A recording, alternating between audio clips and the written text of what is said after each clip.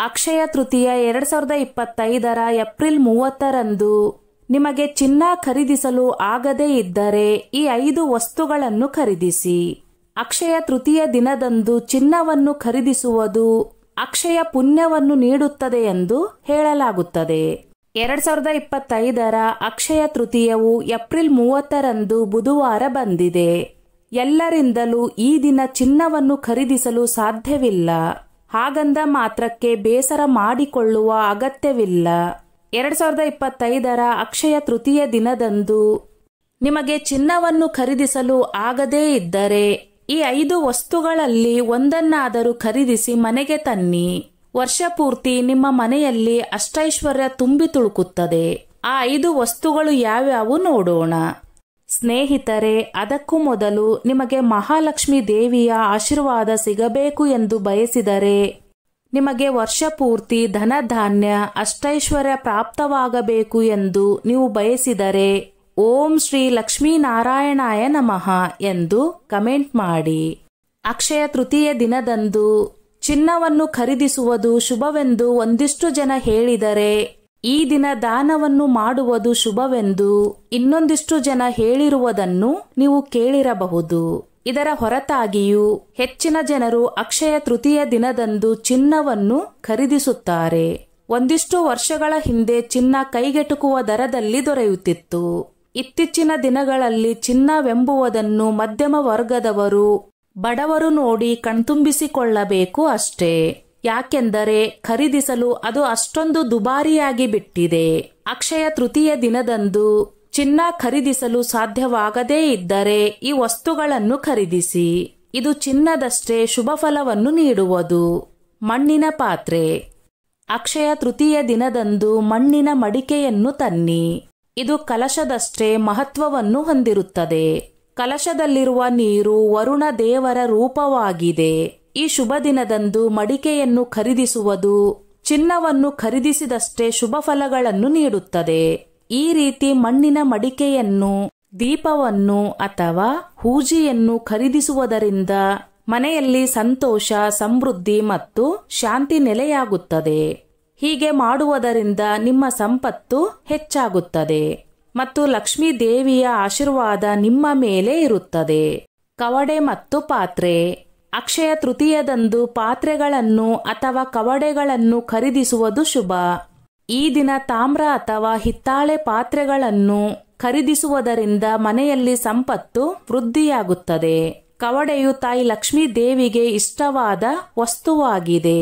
ಏಕೆಂದರೆ ತಾಯಿ ಲಕ್ಷ್ಮೀ ದೇವಿಯಂತೆ ಕವಡೆಯೂ ಕೂಡ ಸಮುದ್ರದಿಂದ ಹುಟ್ಟಿಕೊಂಡಿತ್ತು.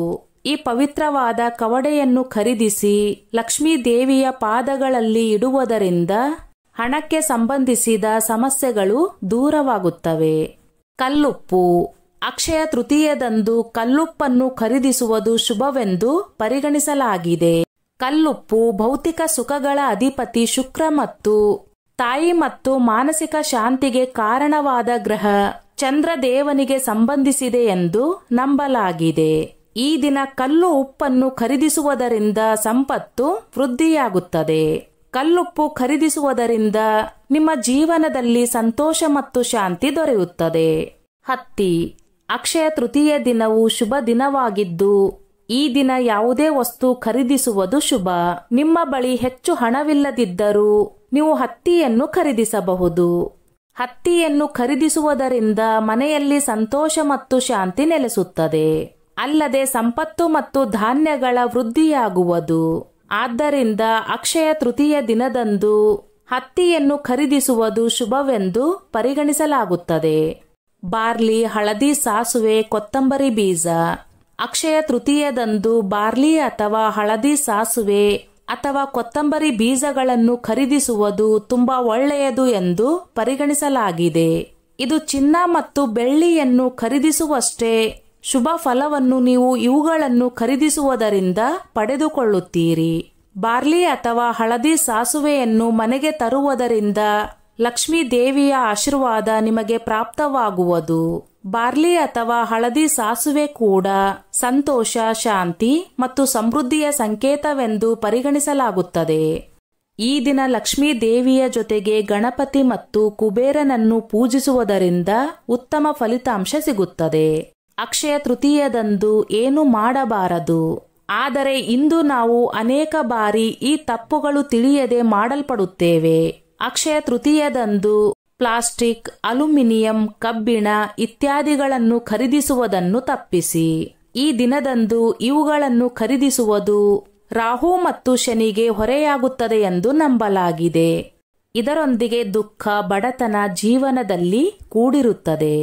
ಅಲ್ಲದೆ ಅಕ್ಷಯ ತೃತೀಯದಂದು ಲಕ್ಷ್ಮೀ ದೇವಿಯನ್ನು ಪೂಜಿಸಲಾಗುತ್ತದೆ. ಈ ದಿನ ಲಕ್ಷ್ಮೀ ದೇವಿ ಮನೆಗೆ ಬರುತ್ತಾಳೆ ಎಂಬ ನಂಬಿಕೆ ಇದೆ. ಹಾಗಾಗಿ ಮನೆ ಮತ್ತು ಪೂಜಾ ಮಂದಿರವನ್ನು ಸ್ವಚ್ಛವಾಗಿಟ್ಟುಕೊಳ್ಳಬೇಕು. ಇಲ್ಲದಿದ್ದರೆ ನಕಾರಾತ್ಮಕ ಶಕ್ತಿ ಮನೆಯಲ್ಲಿ ಉಳಿಯುತ್ತದೆ. ಶಾಸ್ತ್ರಗಳ ಪ್ರಕಾರ ಅಕ್ಷಯ ತೃತೀಯದಂದು ಹಣವನ್ನು ಸಾಲವಾಗಿ ನೀಡಬಾರದು. ಏಕೆಂದರೆ ಹೀಗೆ ಮಾಡುವುದರಿಂದ ನಿಮ್ಮ ಮನೆಯಲ್ಲಿರುವ ಲಕ್ಷ್ಮೀ ದೇವಿಯು ಹೊರಹೋಗಬಹುದು. ಈ ದಿನ ದಾನ ನೀಡುವುದು ಮಂಗಳಕರವೆಂದು ಪರಿಗಣಿಸಲಾಗಿದೆ. ಅಕ್ಷಯ ತೃತೀಯದಂದು ಮಾಂಸ ಅಥವಾ ಮದ್ಯ ಸೇವಿಸಬೇಡಿ. ಹೀಗೆ ಮಾಡುವುದರಿಂದ ತಾಯಿ ಲಕ್ಷ್ಮೀ ದೇವಿಗೆ ಕೋಪ ಬರಬಹುದು. ಈ ದಿನ ಬೆಳ್ಳುಳ್ಳಿ, ಈರುಳ್ಳಿ ತಿನ್ನಲಾಗುವುದಿಲ್ಲ. ಬದಲಿಗೆ ಸಾತ್ವಿಕ ಆಹಾರ ಸೇವಿಸಲಾಗುತ್ತದೆ. ಅಕ್ಷಯ ತೃತೀಯ ದಿನದಂದು ಮನೆಯಲ್ಲಿ ಕತ್ತಲೆ ಇರಬಾರದು ಎಂದು ಹೇಳಲಾಗುತ್ತದೆ. ಏಕೆಂದರೆ ಲಕ್ಷ್ಮೀ ದೇವಿಯು ನಿಮ್ಮ ಮನೆಗೆ ಯಾವಾಗ ಬೇಕಾದರೂ ಭೇಟಿ ನೀಡಬಹುದು. ಕತ್ತಲಾದರೆ ಬರುವುದಿಲ್ಲ ಎಂಬ ನಂಬಿಕೆ ಇದೆ. ಅಕ್ಷಯ ತೃತೀಯದಂದು ಏನು ಮಾಡಬೇಕು?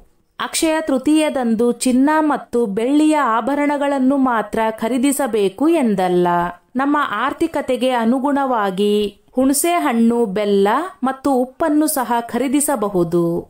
ಈ ದಿನ ವಸ್ತ್ರ, ಛತ್ರಿ, ಮಜ್ಜಿಗೆ ಇತ್ಯಾದಿಗಳನ್ನು ದಾನ ಮಾಡಿ ಎಂದು ಪುರಾಣ ಹೇಳುತ್ತದೆ. ಇದರಿಂದ ಅಪಾರವಾದ ಸಂಪತ್ತನ್ನು ಪಡೆಯಬಹುದು. ಸಿಹಿ ತಿಂಡಿಗಳನ್ನು ದಾನ ಮಾಡುವುದರಿಂದ ಮದುವೆಯಲ್ಲಿನ ಅಡೆತಡೆಗಳು ದೂರವಾಗುತ್ತವೆ.